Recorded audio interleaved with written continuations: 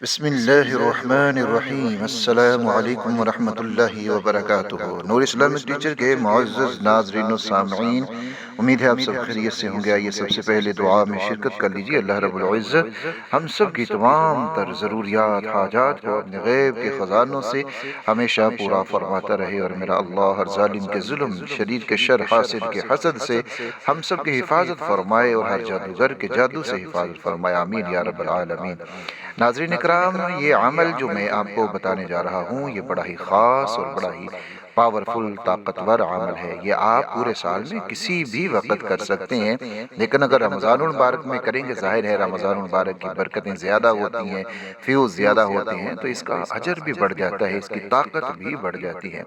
تو اس لیے آپ اس کو رمضان میں بھی کر سکتے ہیں، اور رمضان کے بعد بھی جب بھی آپ اس کو کرنا چاہیں، آپ اس عمل کو کر سکتے ہیں۔ انشاءاللہ تعالی آپ کو اس سے بہت زیادہ فائدہ ہوگا۔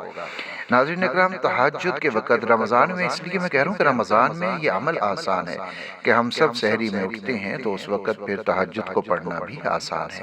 تو یہ تہجد کے وقت آپ نے کرنا ہے، جس طریقے سے آپ کو بتائیں اس طریقے سے آپ یہ عمل کیجئے، انشاءاللہ تعالی بہت زیادہ آپ کو فائدہ ہوگا۔ شیخ الوظائف حضرت حکیم طارق محمود چغتائی صاحب اس عمل کو بہت ہی زیادہ پاورفل بتاتے ہیں، اور وہ کہتے ہیں جو بھی عمل کرتا ہے اس کو ضرور اس سے فائدہ ہوتا ہے۔ تو اس لیے آپ بھی اس عمل کو ضرور کیجئے گا۔ آپ نے یہ جو عمل ہے اس کو کرنا ہے اپنی تمام تر ضرورتوں، حاجتوں کو مد نظر رکھتے ہوئے، اور پھر یہ دیکھتے ہوئے کرنا ہے کہ میں کر کس کے سامنے رہا ہوں، اپنے رب کے سامنے۔ میرا وہ رب جس کے پاس ساری طاقتیں ہیں، پاوریں ہیں، وہی سب کچھ کرنے والا ہے، اسی کے اختیار میں سب کچھ ہے، اور وہ جو چاہتا ہے جب چاہتا ہے کر دیتا ہے۔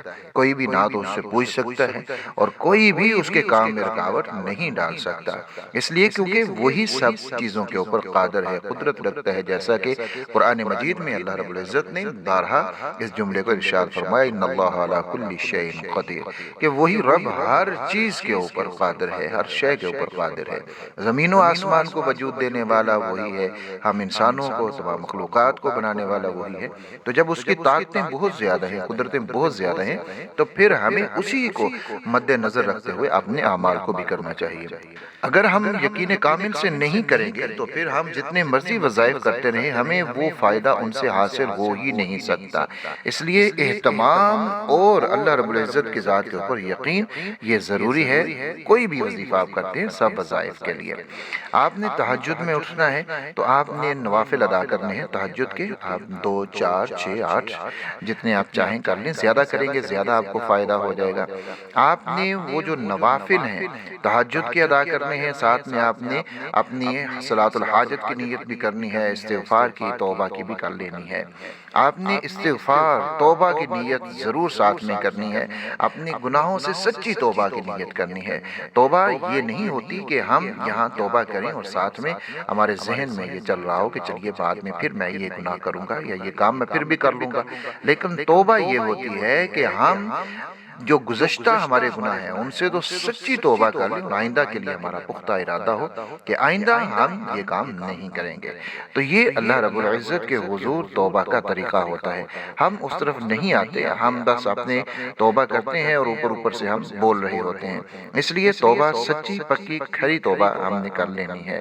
پھر آپ نے جو تہجد کے نوافل ادا کرنے ہیں ان کے اندر آپ نے پہلی رکعت کے اندر 11 مرتبہ آپ نے سورۃ الکافرون کو پڑھنا ہے۔ قل یا ایھا الکافرون، مختصر سی صورت ہے، 30ویں پارہ میں ہے، یاد نہیں تو یاد کر لیجئے، اور یاد اس کو صحیح طریقے سے کیجئے۔